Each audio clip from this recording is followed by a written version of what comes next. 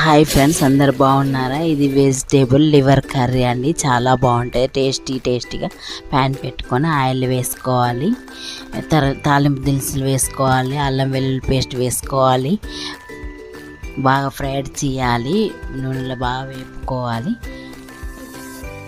పచ్చివాసన పోయేంతవరకు వేపుకొని పసుపు వేసుకొని కలుపుకోవాలండి. కలుపుకున్న తర్వాత పచ్చిమిర్చి, ఆనియన్, కరివేపాకు, దొండకాయ, క్యారెట్, మిర్చి అన్నీ వేసుకోవాలండి. వెజిటేబుల్ ఏవి ఉంటే అవన్నీ వేసుకోవచ్చండి. చాలా బాగుంటుంది. లివర్ వేసుకొని కలుపుకోవాలండి.